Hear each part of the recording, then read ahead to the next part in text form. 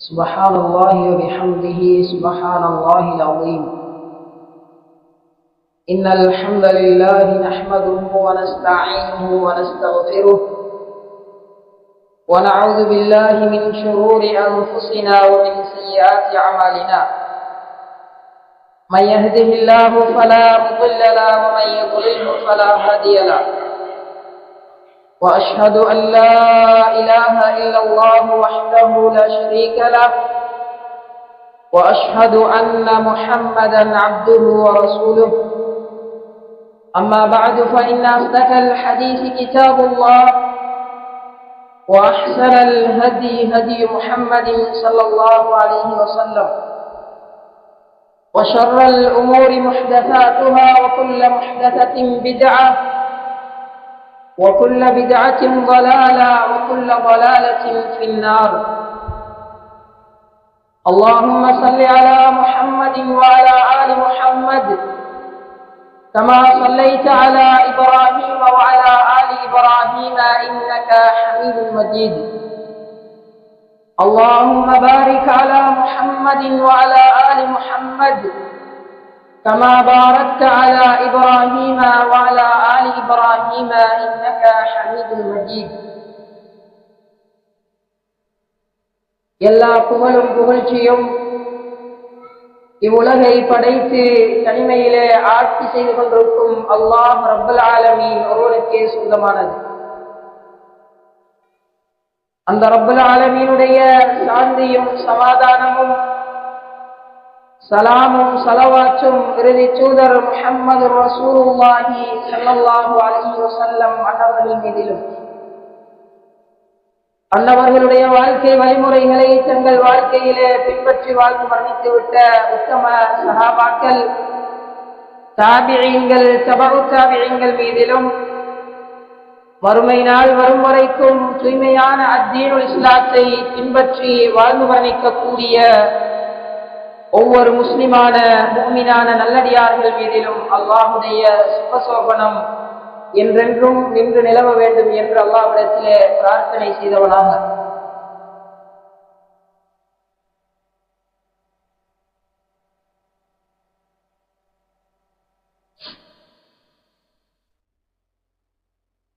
இறை இல்லங்களும் அவற்றை நேசித்தலும் எனும் தலைப்பிலே சில விடயங்களை சுருக்கமாக உங்கள் மத்தியிலே சொல்லலாம் என்று ஆசைப்படுகிறேன். அல்லாஹ்வினுடைய இறை இல்லங்கள் என்பது அல்லாஹுவால் இந்த உலகத்திலே மிக மிக நேசிக்கப்படக்கூடிய ஒரு இடமாக இருக்கிறது. அல்லாஹுடைய தூதர் ஸல்லல்லாஹு அலைஹி வஸல்லம் அவர்கள் சொன்னார்கள், அஹப்புல் பிலாதி இலல்லாஹி மசாஜிதுஹா. அல்லாஹ்வுக்கு இந்த உலகத்திலே மிக மிக விருப்பமான ஒரு இடம் இருக்குமேயானால் அது அல்லாஹ்வுடைய பள்ளி வாயில்கள் தான். இந்த பள்ளி வாயில்களுக்கு இன்றைக்கு எந்த குறைவும் கிடையாது. எந்த ஒரு ஊருக்கு நாம் சென்றாலும் ஒரு பள்ளிக்கு பகரமாக பல பள்ளி வாயில்களை நம்மால் அவதானிக்க முடியும். ஆனால் அந்த பள்ளி வாயில்களிலே தொழக்கூடிய மக்களை நாம் அவதானித்தால் மிக குறைவானவர்களாகவே இருப்பார்கள். அல்லாஹ்வுடைய தூதர் ஸல்லல்லாஹு அலைஹி வஸல்லம் அவர்கள் மறுமை நாளைக்குரிய ஒரு அடையாளமாக அல்லாஹ்வுடைய தூதர் சொல்லுகின்ற பொழுது, பள்ளி வாயில்கள் அதிகரிக்கப்படும், பள்ளி வாயில்கள் கட்டுவதிலே மக்கள் போட்டியிடுவார்கள், பள்ளி வாயில்களை அலங்கரிக்க வேண்டும் என்பதிலும் மக்கள் போட்டியிடுவார்கள். ஆனால் அதே பள்ளி வாயிலிலே தொழக்கூடிய மக்கள் அரிதாகி விடுவார்கள், குறைந்து விடுவார்கள் என்று அல்லாஹ்வுடைய தூதர் ஸல்லல்லாஹு அலைஹி வஸல்லம் அவர்கள் சொல்லிவிட்டு, இப்படி நடக்காத வரைக்கும் இந்த உலக யுக முடிவு நாள் வராது என்று அல்லாஹ்வுடைய தூதர் ஸல்லல்லாஹு அலைஹி வஸல்லம் அவர்கள் சொன்ன செய்தியை நாம் பார்க்கிறோம். அல்லாஹ்வுடைய தூதர் ரசூலுல்லாஹி ஸல்லல்லாஹு அலைஹி வஸல்லம் அவர்கள் அல்லாஹ்வுடைய மஸ்ஜிதை எந்த அளவுக்கு நேசித்தார்கள் என்றால், அல்லாஹ்வுடைய தூதர் ஸல்லல்லாஹு அலைஹி வஸல்லம் அவர்கள் நோய்வாய்ப்பட்டிருந்த நேரத்திலும் அந்த பள்ளியிலே சென்று ஜமாஅத்தோடு தொழ வேண்டும் என்று அல்லாஹ்வுடைய தூதர் விரும்பினார்கள். ஏன்? வீட்டிலே தொழுவதற்கான சலுகையையும் அனுமதியையும் நோயாளிக்கு அல்லாஹ் கொடுத்திருந்தாலும் அல்லாஹ்வுடைய தூதருடைய வீட்டை அல்லாஹ்வுடைய தூதர் பள்ளிக்கு அருகாமையிலே அமைத்தார்கள். மஸ்ஜிதுன் நபவி, நபியுடைய பள்ளிவாயில் என்று அறியப்படக்கூடிய மதீனாவில் இருக்கக்கூடிய அந்த பள்ளிவாயில் இருக்கிறதே, அந்த பள்ளிவாயிலுக்கும் அல்லாஹ்வுடைய தூதருடைய வீட்டுக்கும் இடையிலே ஒரே ஒரு திரை மாத்திரம் தான் இருந்தது. அந்த அளவுக்கு அல்லாஹ்வுடைய தூதர் பள்ளிவாசலோடு தான் ஒட்டி இருக்க வேண்டும், அந்த பள்ளிவாயிலோடு தான் நெருங்கி இருக்க வேண்டும் என்று அல்லாஹ்வுடைய தூதர் ரசூலுல்லாஹி ஸல்லல்லாஹு அலைஹி வஸல்லம் அவர்கள் விரும்பினார்கள். அந்த பள்ளிவாயிலே அல்லாஹ்வுடைய தூதர் சஹாபாக்கள் இறுதி நேரம் தன்னுடைய உயிர் பிரியக்கூடிய அந்த நேரம் வருகின்ற பொழுது சஹாபாக்கள் தொழுகிறார்களா என்பதை அல்லாஹ்வுடைய தூதர் தனது வீட்டிலே இருந்தபடி அந்த திரையை நீக்கி பார்த்தார்கள். சஹாபாக்கள் வரிசையாக சஃபிலே நின்று தொழுவதை பார்த்த அல்லாஹ்வுடைய தூதர் மகிழ்ச்சியால் சிரித்தார்கள் என்ற செய்தியை நாம் பார்க்கிறோம். என்றால் ஏன் அநியாயத்திலும் அக்குர்மத்திலும் மூழ்கி இருந்த ஒரு சமூகத்தை அல்லாஹ்வுடைய தூதருடைய அயராத முயற்சி, அல்லாஹ்வுடைய உதவியினால் கிடைத்த வெற்றி, தொழுகையாளிகளான சமுதாயத்தை உருவாக்கி மஸ்ஜிதிலே ஒரு இமாமுக்கு பின்னால் அவர்கள் தொழ வேண்டும் என்பதை அல்லாஹ்வுடைய தூதர் ஆசைப்பட்டார்கள். அந்த நிலைமையிலே அல்லாஹ்வுடைய தூதருடைய கண்கள் குளிர்ச்சி அடைந்தது. ஆனால் இன்றைக்கு அதே நிலை பள்ளி வாயில்களே இருக்கிறதா என்றால், அதே அல்லாஹ்வுடைய தூதர் உயிரோடு இருந்து இன்றைக்கு இருக்கக்கூடிய பள்ளி வாயில்களிலே நடக்கக்கூடிய தொழுகைகளை அல்லாஹ்வுடைய தூதர் பார்த்தால் விரும்புவார்களா, மனமுடைந்து செல்வார்களா என்பதை நாம் ஒவ்வொருவரும் எங்கள் உள்ளங்களிலே கை வைத்து கேட்க கடமைப்பட்டிருக்கிறோம். பள்ளி வாயில்களுடைய நிலைமைகளை பாருங்கள். பள்ளி வாயில்கள் இருக்கிறது, ஆனால் சில இடங்களிலே பள்ளி வாயில்கள் இல்லாமலும் முஸ்லிம்கள் தத்தளிக்கிறார்கள். ஆனால் பள்ளி வாயில் உள்ள இடங்களிலும் கூட முஸ்லிம்கள் அதனை பராமரிக்க வேண்டும், அதனை பாதுகாக்க வேண்டும். அதற்காக வேண்டிய 5 நேரம் அதான் சொல்ல வேண்டும். அந்த பள்ளி வாயில் என்பது எங்கள் வீடுகள் அல்ல, எனது வீடோ உங்கள் வீடோ அல்ல, அல்லாஹ்வுடைய மாளிகை என்பதை மறந்துவிட்டோம். அந்த பள்ளி வாயில்களை பராமரிக்க வேண்டிய பொறுப்பு ஒவ்வொரு முஸ்லிம்களுக்கும் உள்ளது. அதே போன்று இந்த பள்ளி வாயில் இருக்கிறதே, அல்லாஹ்வுடைய தூதர் ஸல்லல்லாஹு அலைஹி வஸல்லம் அவர்கள் எங்காவது பிரயாணம் செல்வார்களே, ஆனால் எங்காவது ஊரை விட்டு அல்லாஹ்வுடைய தூதர் பிரயாணம் செல்ல நாடினால் அல்லாஹ்வுடைய தூதர் கடைசியாக பார்க்கக்கூடிய இடம் பள்ளி வாயிலாக இருக்கும். அந்த பள்ளி வாயிலுக்கு சென்று அல்லாஹ்வுடைய தூதர் 2 ரக்அத்துகள் தொழுதுவிட்டுதான் அல்லாஹ்வுடைய தூதர் தனது பிரயாணத்தை தொடர்வார்கள். அந்த அளவுக்கு அல்லாஹ்வுடைய தூதர் பள்ளி வாயிலை, அல்லாஹ்வுடைய இறை இல்லத்தை அல்லாஹ்வுடைய தூதர் நேசித்தார்கள். அதே போன்று பிரயாணத்தை முடித்துவிட்டு அல்லாஹ்வுடைய தூதர் மீண்டும் வருவார்களேயானால் அதே பள்ளி வாயிலே 2 ரக்அத்துகளை அல்லாஹ்வுடைய தூதர் தொழுதுவிட்டுதான் தனது வீட்டுக்கு செல்வார்கள் என்ற செய்தியை நாம் பார்க்கிறோமாக இருந்தால் என்ன இதனுடைய வெளிப்பாடு? அல்லாஹ்வுடைய தூதர் ஸல்லல்லாஹு அலைஹி வஸல்லம் அவர்கள் அல்லாஹ்வுடைய அந்த இல்லத்தை அந்த அளவுக்கு நேசித்தார்கள். அதிலேதான் ஒரு முஸ்லிமுக்கு அமைதியும் நிம்மதியும் இருக்கிறது என்பதை உணராத சமூகம் நிம்மதியை தேடி எங்கெங்கோ அலைந்து கொண்டிருப்பதை நாம் பார்க்கிறோம். நிம்மதிக்காக வேண்டி எங்கோ செல்கிறார்கள், தங்கள் மொபைல்களை சுவிட்ச் ஆஃப் செய்கிறார்கள். செய்துவிட்டு கடை தெருவுகளிலே அதே போன்று கடற்கரை ஓரங்களிலே சென்று நிம்மதியை தேடக்கூடிய காட்சியை பார்க்கிறோம். பாருங்கள், இந்த செய்தி அஹ்மத் என்ற ஹதீஸ் கிரந்தத்திலே பதிவு செய்யப்படுகிறது. அல்லாஹ்வுடைய தூதர் ஸல்லல்லாஹு அலைஹி வஸல்லம் அவர்கள் ஒரு தடவை பார்க்கிறார்கள், மஸ்ஜிதிலே ஒரு நபித்தோழர் தொழுகை இல்லாத நேரத்திலே அமர்ந்து கொண்டிருக்கிறார். அல்லாஹ்வுடைய தூதர், இன்றைக்கு தொழுகையுடைய நேரத்திலே மஸ்ஜிதுக்கு மக்களை நம்மால் காண முடியவில்லை. ஆனால் சஹாபாக்கள் ஒன்றை தெளிவாக புரிந்திருந்தார்கள், அல்லாஹ்விடத்திலே கேட்டு பெற்றுக்கொள்ள முடியும். அல்லாஹ் விரும்பக்கூடிய ஒரு இடம் இருக்குமே, ஆனால் அந்த இடத்திலே இருந்து கொண்டு அல்லாஹ்வை நெருங்குவது மிக இலகுவானது.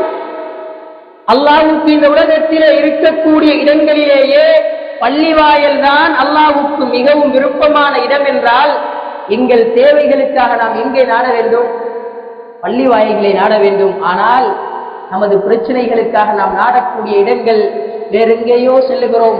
யாரோ மனிதர்களுடைய கரங்களை எதிர்பார்க்கிறோம்.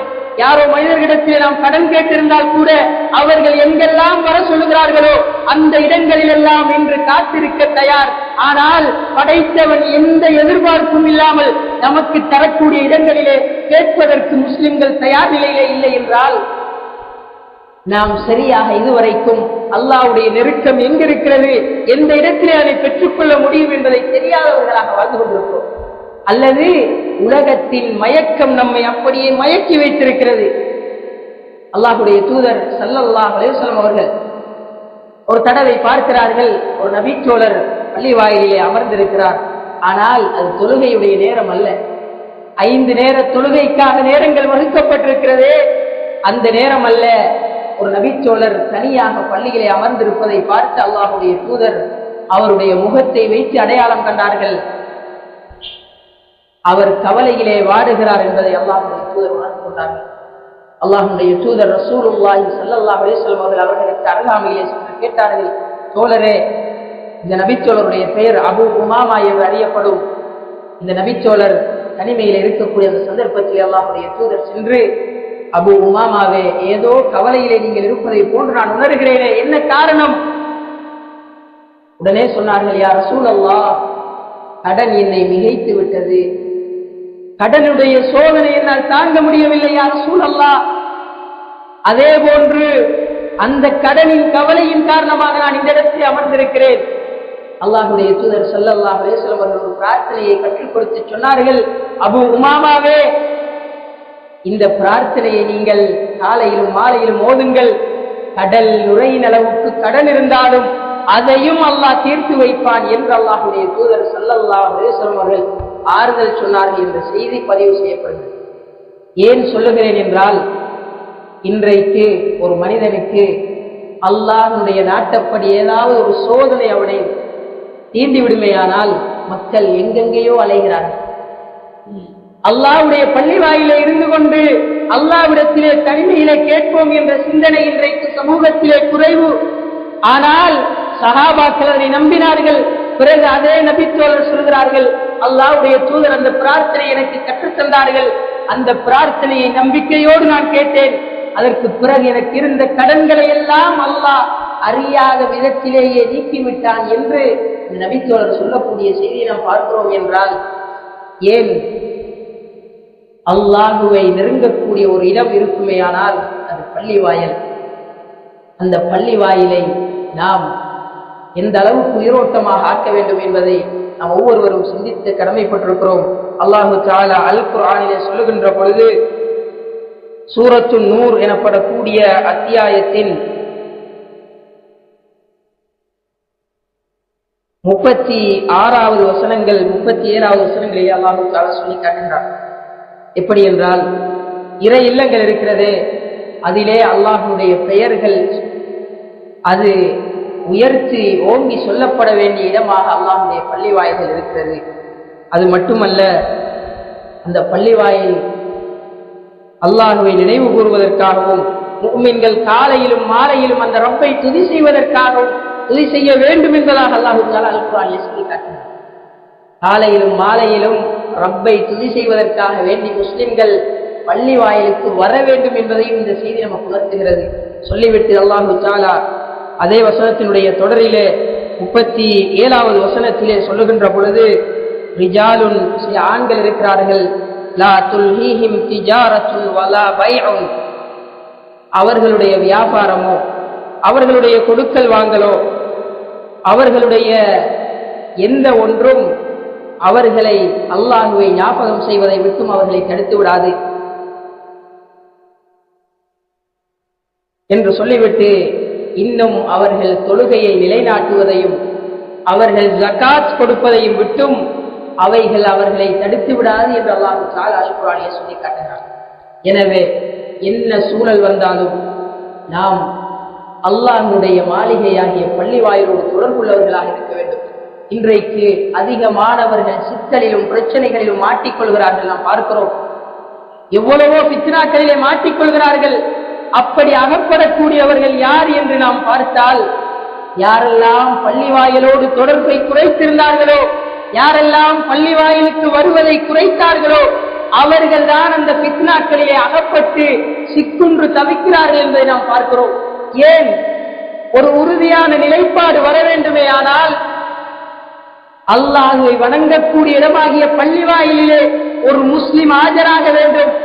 அப்பொழுதுதான் அவருடைய ஈமானுக்கும் அவருடைய இஸ்லாத்திற்கும் பாதுகாப்பிற்கும் முஸ்லிம்கள் ஒன்று கூடக்கூடிய இடங்களை விட்டுவிட்டு அல்லாஹ்வுக்கு இந்த பூமியில மிக மிக வெறுப்பான ஒரு இடமும் அல்லாஹ்வுடைய தூதரால் அடையாளப்படுத்தப்பட்டது. அது எது?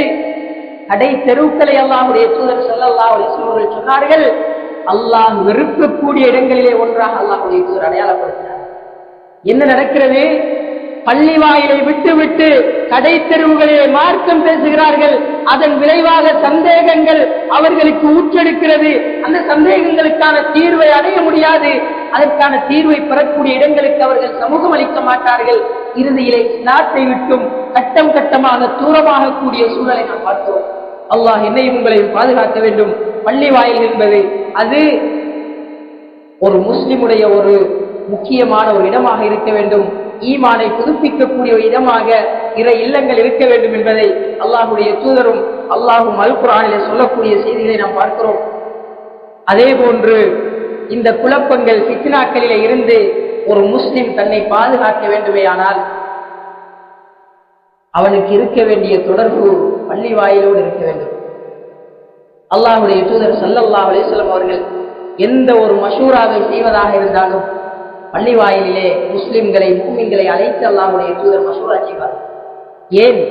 நல்ல முடிவுகள் எட்டப்பட வேண்டுமேயானால் முஸ்லிம்களோடு கலந்து பேசக்கூடிய ஒரு இடமாக அந்த பள்ளி வாயில்கள் அமைய வேண்டும். இன்றைக்கு சமூகத்திலே பள்ளி வாயில்களுக்கு வரக்கூடியவர்கள் அரிதாகி கொண்டு செல்லக்கூடிய காலத்தை நாம் பார்க்கிறோம். ஆனால் ஒன்றை மட்டும் நாம் உள்ளத்திலே ஆழமாக பதிந்து கொள்ள வேண்டும். உடலில் ஆரோக்கியம் இருக்குகின்ற வரைக்கும் தான் நம்மால் நடந்து எங்கும் செல்ல முடியுமே தவிர, உடல் ஆரோக்கியம் என்றைக்கு குறைகிறதோ, என்றைக்கு அடுத்தவர்களை தாங்கிதான் நாம் செயல்பட வேண்டும் என்ற சூழல் வருகிறதோ, அப்பொழுது நாம் பள்ளிக்கு வர வேண்டும் என்று எங்கள் உள்ளங்கள் விரும்பினாலும் ஒரு நாளும் நடக்கக்கூடிய காரியம் அல்ல. அல்லாஹ் இந்த ஆயுளை நமக்கு தந்திருக்கிறான் என்றால், இந்த ஆயுள் ஆரோக்கியமாக இருக்கின்ற வரைக்கும் அல்லாஹ்வுக்காக வேண்டி அது பயன்படுத்தப்பட வேண்டும். அது இல்லாமல் என்றைக்கு அந்த ஆரோக்கியத்தை அல்லாஹ் இல்லாமல் ஆக்குகிறானோ அன்றைக்குதான் அந்த ஆரோக்கியத்துடைய பெருமதிகள் நமக்கு தெரியும். யாரெல்லாம் ஆரோக்கியமாக இருக்கக்கூடிய சூழலிலே பள்ளி வாயிலோடு தொடர்பாக, முஸ்லிம்களோடு தொடர்பாக, அதே போன்று மார்க்க விஷயங்களிலே அக்கறையோடு வாழ்ந்தார்களோ, அல்லாஹ்வுடைய தூதர் ஸல்லல்லாஹு அலைஹி வஸல்லம் அவர்கள் சொன்னார்கள், யார் சுயமாக இருக்கக்கூடிய நிலையிலே, நல்ல ஆரோக்கியமாக இருக்கக்கூடிய நிலையிலே அல்லாஹ்வை வணங்கிக் கொண்டிருந்தார்களோ, அவர்கள் இயலாத ஒரு கட்டம் என்று அவர்களுக்கு வருகின்ற பொழுதும் அல்லாஹ் ஆரம்பத்திலே என்ன கூலி அவர்களுக்கு கொடுத்தானோ அதில் எந்த ஒன்றையும் குறை இல்லாமல் அல்லாஹ் வழங்குவான் என்று அல்லாஹ்வுடைய தூதர் ஸல்லல்லாஹு அலைஹி வஸல்லம் சொன்னார்கள். நாம் படுத்த படுக்கையாக இருந்தாலும், நாம் படுத்த படுக்கையில இருந்தாலும் எமக்கு கூலிகள் வர வேண்டுமேயானால் நமது பாதங்கள் மஸ்ஜிதை நோக்கி நடந்திருக்க வேண்டும். நாம் மஸ்ஜிதை நோக்கி வந்திருக்க வேண்டும். அல்லாஹ்வுடைய பள்ளி வாயில்கள் என்பது இன்றைக்கு சண்டை செய்வதற்காகவும் அரசியல் பேச்சுகளை பேசுவதற்காகவும் இன்றைக்கு பயன்படுத்தப்படுகிறது. அதனுடைய புனிதத்துவம், அதனுடைய மகத்துவம் தெரியாமல் அரசியல் பேச்சுகளுக்காக வேண்டியும் அரசியல் மேடைகளாக பள்ளி வாயில்கள் பயன்படுத்தப்படுகிறது. இல்லை இல்லை, இஸ்லாமும் இஸ்லாத்தினுடைய வளர்ச்சிக்காகவும் முஸ்லிம்களுடைய முன்னேற்றத்திற்காகவும் முஸ்லிம்களுடைய ஈமான் வலுப்பெற வேண்டும் என்பதற்காகவும் அல்லாஹ்வை தியானம் செய்யக்கூடிய ஒரு இடமாகவே பள்ளி வாயில் பயன்படுத்தப்பட வேண்டும் என்பதை அல்லாஹ்வும் அல்லாஹ்வுடைய தூதரும் ஸல்லல்லாஹு அலைஹி வஸல்லம் சொல்லியிருக்கக்கூடிய செய்திகள் நமக்கு தெளிவாக சொல்லப்பட்டிருக்கிறது. அதே போன்று அல்லாஹ்வுடைய தூதர் ஸல்லல்லாஹு அலைஹி வஸல்லம் அவர்கள் ஒரு தடவை வந்து பார்க்கிறார்கள், அல்லாஹ்வுடைய மாளிகையிலே ஒரு எச்சில் துப்பப்பட்டிருந்தது. அல்லாஹ்வுடைய தூதருடைய முகம் அப்படியே சிவந்து விட்டது. ஏன்? இது அல்லாஹ்வுடைய பள்ளி. நாம் ஒரு நேரம் இந்த பள்ளியை கூட்டி இருக்கிறோமா? என்ன உணர்வோடு கூட்டுகிறோம்? உலகத்திலே வருமானம், காசி பணம் வருமாக இருந்தால் அதற்காக செய்ய தயார். அல்லாஹ்வுடைய வீடு, நாளைய வறுமையிலே அந்த அல்லாஹ் நம்மை கைவிட்டால் யார் நம்மை கரம் கொடுத்து தூக்குவார்கள்? அந்த அல்லாஹ் நம்மை கணக்கெடுக்கவில்லை என்றால் இந்த உலகத்திலாவது எங்காவது ஒரு இடத்திற்கு பிரயாணம் செல்கிறோம், அந்த இடத்திலே நம்மை உறவினர்களை நம்பி செல்கிறோம், ஆனால் அவர்கள் கண்டுகொள்ளவில்லை என்றால் எங்கள் உள்ளங்கள் எந்த அளவுக்கு நொந்து நூலாகி நாம் திரும்ப வருவோம்? அதே போன்று திரும்ப வந்தாவது யாரிடத்திலாவது ஆறுதல் கேட்க முடியும் இந்த உலகத்திலே. ஆனால் அல்லாஹ்வுடைய அந்த மஹ்ஷருடைய நாளையிலே, மறுமையுடைய நாள் ஏற்படக்கூடிய அந்த நாளையிலே அல்லாஹ் கணக்கெடுக்கவில்லை என்றால் யாரிடத்திலே சென்று முறையிட முடியும்? யாரிடத்திலே ஆறுதல் கேட்க முடியும்? யாராவது ஆறுதல் சொல்வார்களா? யௌம யஃபிர்ருல் மர்உ மின் அஹீ, சகோதரன் தன் சகோதரனை விட்டு மிரண்டு ஓடுவானே. வ உம்மிஹி வ அபீ, தாய் தகப்பன் தனது பிள்ளைகளை விட்டுவிட்டு இந்த உலகத்திலே எந்த பிள்ளைகளுக்காக வேண்டி தவமாக இருந்து உழைக்கிறார்களோ அந்த தாய் தகப்பன் பிள்ளைகளை விட்டுவிட்டு தன்னை பாதுகாக்க வேண்டும் என்பதற்காக ஓடுவாரே. ஏன்? அந்த நாளையிலே அல்லாஹ் கைவிட்டு விட்டால் அந்த நேரத்திலே நமக்கு கரம் தருவதற்கு யாரும் இருக்க மாட்டார்கள். அந்த ஒரு நாள் வருவதற்கு முன்னால் அல்லாஹ்வுடைய பள்ளி வாயிலுக்காக நாம் சேவை செய்யக்கூடியவர்களாக நாம் மாற வேண்டும். அதான் சொல்லுகிற விஷயத்திலே நாம் அதிகமானவர்கள் பொறுப்போடு இருக்கிறோம். யாருக்காக சொல்லுகிறோம்? அதான் அல்லாஹ்வுக்காக வேண்டி முஸ்லிம்களை பள்ளி வாயிலுக்கு அழைக்க வேண்டும் என்பதற்காக அதான் சொல்லுகிறோம். எந்த எதிர்பார்ப்பும் இருக்கக்கூடாது. அல்லாஹ்வுடைய தூதர் ஸல்லல்லாஹு அலைஹி வஸல்லம் அவர்கள் சொன்னார்கள், எப்படி அதான் சொல்வதனுடைய மகிமையை மக்கள் உணர்ந்து கொள்வார்களே ஆனால் அதற்காக வேண்டி சீட்டு குலுக்கி போடுவார்கள். மக்கள் அந்த அளவுக்கு தயார் நிலையில் இருப்பார்கள். மறுமையிலே கிடைக்கக்கூடியதை எங்கள் கண்கள் காணாததினால் இந்த உலகத்திலே அவசரமாக கிடைக்கக்கூடியதை நாம் ஆதரவு வைக்கிறோம். மனிதனுடைய நிலைப்பாடு அப்படித்தான். அல்லாஹ் தஆலா அல் குர்ஆனிலே சொல்லுகின்ற பொழுது எப்படி சொல்கிறான்? கல்லா பல் துஹிப்பூனல் ஆஜிலா வ ததரூனல் ஆখিরা, மனிதர்கள் எது அவசரமாக கிடைக்கிறதோ அதைத்தான் ஆதரவு வைக்கிறார்கள். நிலையானது நிரந்தரமானது கிடைக்க இருக்கிறது எங்கள் கண்களுக்கு இப்பொழுது தெரியாது. இன்ஷா அல்லாஹ் பொறுமையோடு யாரெல்லாம் இருப்பார்களோ, பொறுமையோடு இருந்து அல்லாஹ்வுடைய அந்த எழுத்திலே நம்பிக்கை வைத்தவர்களாக யார் வாழ்வார்களோ அவர்கள் நிச்சயமாக அதனுடைய பிரதிபலனை காண்பார்கள். அதனால் தான் அல்லாஹ்வுடைய தூதர் ஸல்லல்லாஹு அலைஹி வஸல்லம் சொன்னார்கள், சகித்துக் கொள்ளுங்கள், பொறுத்துக் கொள்ளுங்கள். எதுவரைக்கும்? இந்த உலகத்திலே மட்டுமல்ல, என்னை அந்த நீர்த்தடாகத்திலே சந்திக்கக்கூடிய வரைக்கும் பொறுமையோடு இருங்கள், நம்பிக்கையோடு இருங்கள் என்று அல்லாஹ்வுடைய தூதர் ஸல்லல்லாஹு அலைஹி வஸல்லம் சொல்லி இருக்கிறார்கள். என்றால் இது அல்லாஹ்வுடைய பள்ளி வாயில், வேறு யாருக்காகவும் கட்டப்பட்ட இடம் அல்ல, வேறு யாரையும் துதி செய்வதற்காக கட்டப்பட்ட இடம் அல்ல, அல்லாஹ்வுடைய பெயர் ஓங்க வேண்டும் என்பதற்காக கட்டப்பட்ட இடம். பள்ளி வாயிலே தொழுவதினால் அல்லாஹ்வுடைய தூதர் ஸல்லல்லாஹு அலைஹி வஸல்லம் சொன்னார்கள், ஜமாஅத்தோடு ஒரு மனிதன் தொழுவானேயானால் சாதாரணமாக ஒரு மனிதன் தனியாக தொழுகின்ற தொழுகையை விட 27 மடங்கு உயர்வானது என்று அல்லாஹ்வுடைய தூதர் ஸல்லல்லாஹு அலைஹி வஸல்லம் சொன்னார்கள். இதனுடைய பெருமதிகளை என்னாலும் உங்களாலும் நான் எவ்வளவு சொன்னாலும் அல்லது யார் எவ்வளவு சொன்னாலும் அல்லாஹ்வும் தூதரும் சொல்லியதை கூட இந்த சமூகம் புரிந்து கொள்ள மறுக்கிறது அல்லது புரிந்து கொள்வதற்கு தாமதப்படுகிறது என்றால் சொல்ல வேண்டிய கடமை சொல்லித்தான் ஆக வேண்டும். சிலருடைய உள்ளங்களிலே சில வேளைகளிலே திருந்துவதற்கான சந்தர்ப்பம் வருகின்ற பொழுது இந்த உபதேசங்கள் தாக்கம் செலுத்தும். அல்லாஹ் இந்த உபதேசங்கள் தாக்கம் செலுத்தி பள்ளி வாயிலோடு நமது தொடர்புகளை அமைக்கக்கூடிய நல்ல முஸ்லிம்களாக அல்லாஹ் என்னை உங்களை மாற்றுவானாக. அல்லாஹ்வுடைய தூதருடைய காலத்திலே சஹாபாக்கள் போட்டி போட்டார்கள். மதீனாவை சுற்றி, மஸ்ஜித் நபவியை சுற்றி நாம் குடியேற வேண்டும். ஏன்? எங்கள் தொடர்புகள் பள்ளி வாயிலோடு இருக்க வேண்டும், எங்கள் தொடர்புகள் பள்ளி வாயிலோடு இருக்க வேண்டும். ஆனால் பள்ளி வாயிலுக்கு அருகாமையிலே எங்கள் வீடுகள் இருந்தாலும் எங்கள் தொழில்களை எங்கேயோ நாம் அமைத்துக் கொண்டு ஏதோ ஒரு சூழலிலே மனிதன் உழைத்துதான் ஆக வேண்டும். உழைப்பை இஸ்லாம் ஒரு சந்தர்ப்பத்திலும் தடை செய்யவில்லை. நமது பிள்ளைகளுக்கு உணவு கொடுக்க வேண்டிய கடமை ஒரு முஸ்லிமுடைய பொறுப்பு. பிள்ளைகளுக்கு உணவு கொடுக்க வேண்டும், மனைவிமார்களுக்கு உணவு கொடுக்க வேண்டும் என்பது நமது தலைகளிலே சுமத்தப்பட்ட அல்லாஹ்வால் சுமத்தப்பட்ட பொறுப்பு. ஆனால் அந்த பொறுப்பையும் உணர்ந்து அதே போன்று இயலுமான வரைக்கும் பள்ளி வாயில்கள் என்று வருகின்ற பொழுது அதற்காக தியாகம் செய்யக்கூடியவர்களாக, அதற்காக அர்ப்பணிப்பு செய்யக்கூடியவர்களாக அந்த பள்ளி வாயிலோடையே எங்களுடைய தொடர்புகளை அமைத்து அப்படியான அல்லாஹ்வுடைய நெருக்கத்தோடு நம்முடைய உயிர்கள் பிரியக்கூடிய ஒரு சந்தர்ப்பத்தை அல்லாஹ் எனக்கு உங்களுக்கு தந்தருள வேண்டும். பாருங்கள், நபிமார்கள் எல்லோரும் பாடுபட்டதெல்லாம் இந்த பள்ளி வாயிலை நபி இப்ராஹிம் அலைஹிஸ்ஸலாத்து வஸ்ஸலாம் தனது மகனோடு சென்று பள்ளி வாயிலை புனர் நிர்மாணம் செய்கிறார்கள். ஏன்? அல்லாஹ்வுடைய ஆலயங்கள் இந்த உலகத்திலே வேண்டும். வெறும் ஆலயங்களாக மட்டும் அது இருக்கக்கூடாது.